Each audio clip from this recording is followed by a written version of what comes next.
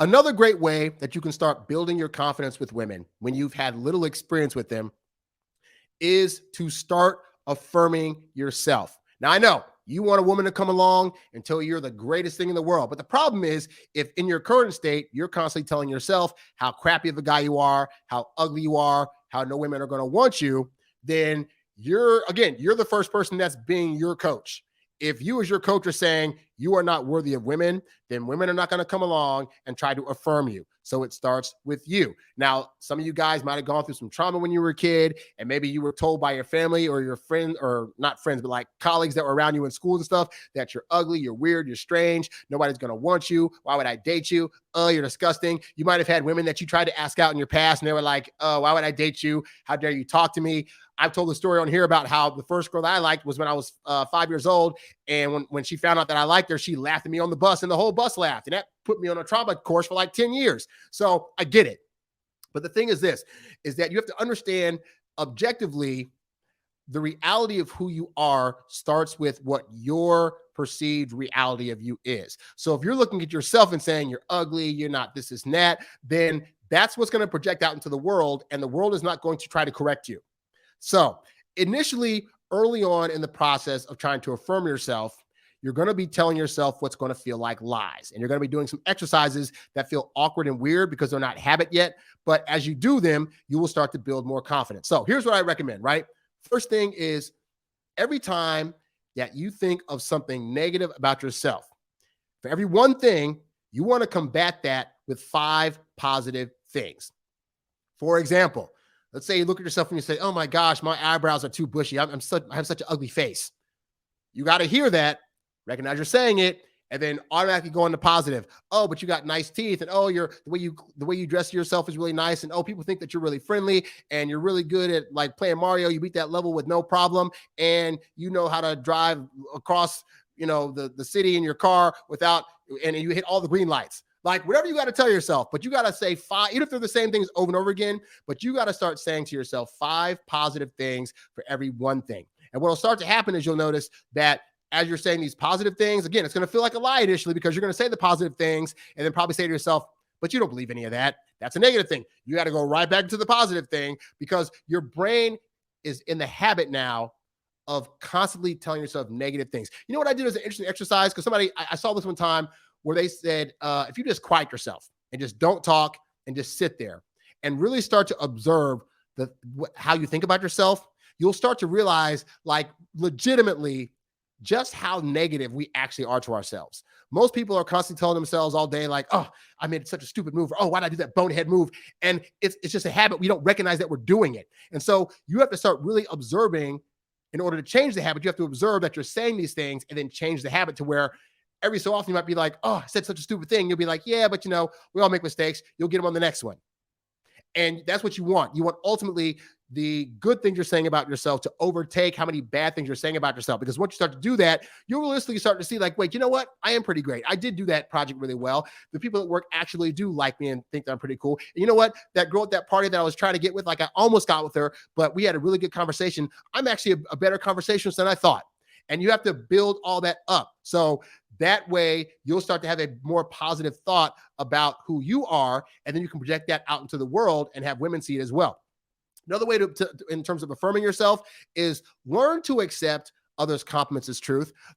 I can understand if, like, in your teens or like your early 20s, you were, being called weird, insulting, but there's usually a point in adulthood, like, our brains stop forming at 25. Like, at that point, our brains are developed enough to start to realize, like, hey, people's feelings are getting hurt when I say certain things or whatever. So you'll start to find after 25 and people start to get usually on average a lot nicer. So what will happen is this, though. You'll say you're 30 now, right? So you're 30 and you're hearing people that are also in their past 25, 35, 45, whatever, trying to compliment you, or you'll have women that are around your age coming up to you and saying you're cute, you're attractive.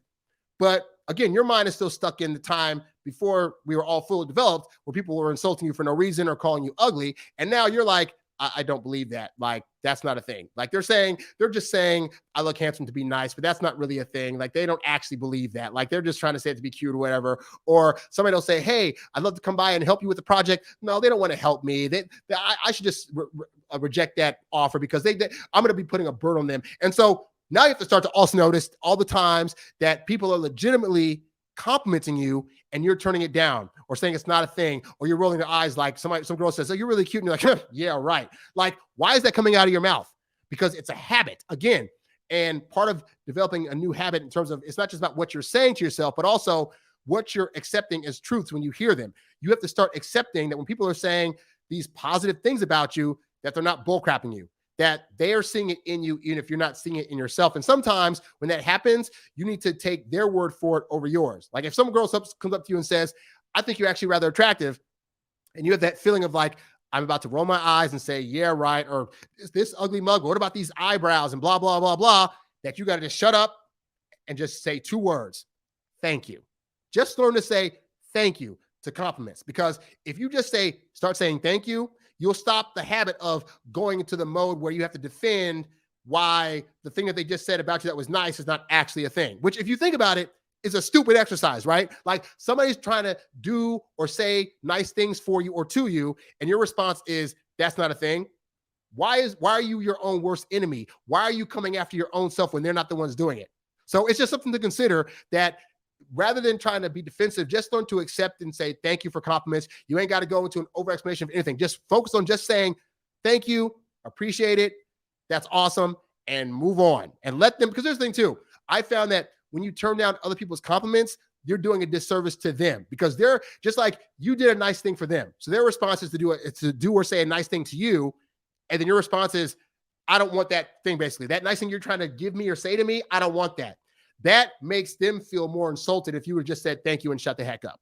All right. So learn to take compliments. And then also, another way you can start affirming yourself is to start highlighting the things that you're really good at, and then recognize that not everyone is good at those things. Because here's what we do. And I used to do this thing too. Like, for example, I'm a great artist. You guys have seen my artwork around here. And back in the day, I would draw stuff and people would be like, oh, that's so great. And I'd be like, yeah, but that's not blah, blah, blah. You know, I mean, it's not hard. I just, did a little outline here and yada, yada, yada.